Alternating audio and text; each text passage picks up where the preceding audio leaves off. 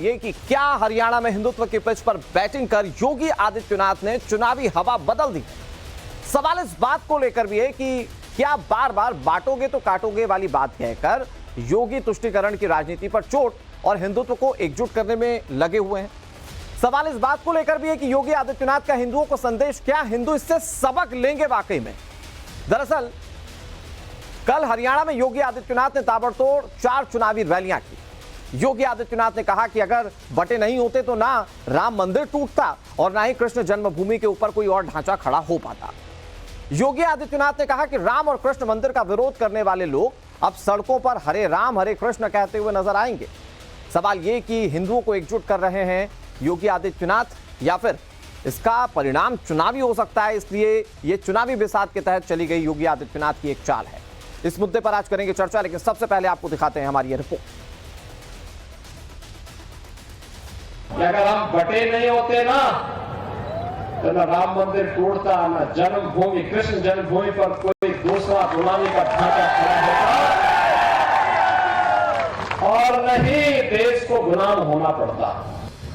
उत्तर प्रदेश में होने वाले विधानसभा उपचुनाव हो या फिर हरियाणा में होने वाले विधानसभा चुनाव, उत्तर प्रदेश में सीएम योगी आदित्यनाथ हिंदुत्व की पिच पर फ्रंट फुट पर बैटिंग कर रहे हैं। विपक्ष जातीय जनगणना के नाम पर भले ही हिंदू वोट बैंक में सेंध लगाने की कोशिश कर रहा है, लेकिन योगी हिंदुओं को साफ साफ संदेश दे रहे हैं कि बटोगे तो कटोगे। हरियाणा की चुनावी रैली में योगी आदित्यनाथ ने राम मंदिर और कृष्ण जन्मभूमि का जिक्र करते हुए कहा कि अगर बटे नहीं होते तो ना राम मंदिर टूटता और ना ही कृष्ण जन्मभूमि पर कोई विवादित ढांचा खड़ा होता। आप ये समझ में आ रहा है कि अगर हम बटे नहीं होते ना तो न राम मंदिर टूटता, न जन्मभूमि कृष्ण जन्मभूमि पर कोई दूसरा गुलामी का ढांचा खड़ा होता और नहीं देश को गुलाम होना पड़ता। कभी नहीं होता।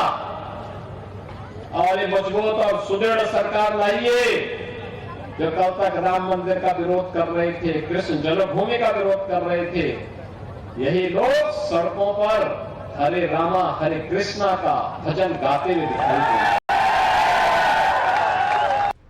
सीएम योगी आदित्यनाथ ने राम मंदिर का जिक्र करते हुए इशारों ही इशारों में यहां तक कह दिया कि अब कृष्ण मंदिर की बारी है। हरियाणा में 5 अक्टूबर को वोटिंग होनी है। बीजेपी ने अपनी पूरी ताकत झोंक दी है ताकि वो हरियाणा में अपनी सरकार की हैट्रिक लगा पाएं। ऐसे में योगी आदित्यनाथ हरियाणा में चुनावी रैली में जमकर गरज रहे हैं। एक तरफ योगी विपक्ष पर जाति के नाम पर बांटने का आरोप लगा रहे हैं, तो दूसरी तरफ हिंदुओं को एकजुट होने का संदेश भी दे रहे हैं। सवाल है कि क्या विपक्ष के हिंदुओं के जातियों में बांटने का तोड़ योगी आदित्यनाथ ने ढूंढ लिया है? क्या योगी की बटेंगे तो कटेंगे वाली अपील पर हिंदू सबक लेंगे? क्या योगी की अपील पर हिंदुओं को एक मुश्त वोट बीजेपी को पड़ेगा? ब्यूरो रिपोर्ट, टाइम्स नाउ, नव भारत।